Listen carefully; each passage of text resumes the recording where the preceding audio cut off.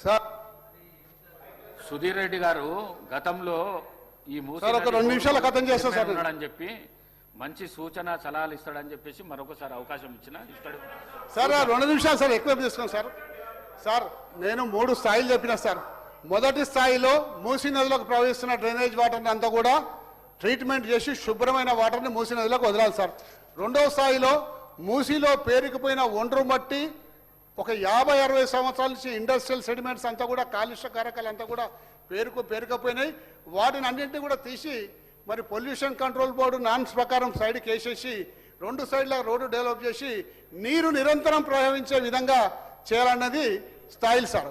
మరి గౌరవ సభ్యుడు ఈరోజు 30 కోట్లు అని చెప్తున్నాడు సార్. 30 కోట్లు కాదు సార్, 6 కోట్ల రూపాయలు ఖర్చు పెట్టినాము. అది మీ ద్వారా వారి దృష్టికి తీసుకొస్తున్నాం. మూడవ సార్, కొండపోచమ్మ సాగర్ నుంచి కాళేశ్వరం నది జలాల్ని మూసీ నదికి తీసుకొచ్చి ఈ మూసీ హిమాయత్ సాగర్, ఉస్మాన్ సాగర్ తీసుకొచ్చి దాదాపు 15 చెక్ డ్యాములు కట్టి నిరంతరం ఆ చెక్ డ్యాములలో నీళ్లు నిల్వ ఉండే విధంగా, తద్వారా హైదరాబాద్ పరిసర ప్రాంతాల్లో భూగర్భ మట్టాలు పడిపోకుండా తగు చర్యలు తీసుకున్నాము.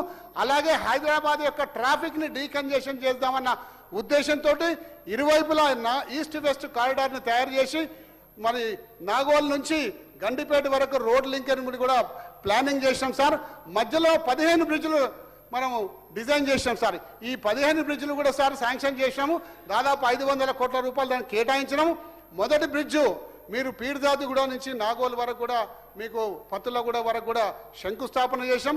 అది ప్రోగ్రెస్లో ఉంది సార్. ఇప్పుడు పని జరుగుతూ ఉంది.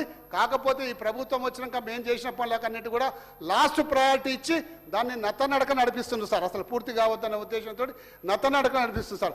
మూసీ నది అభివృద్ధి చేయాలంటే ఈ 3 స్టెప్స్ తీసుకోవాలి సార్.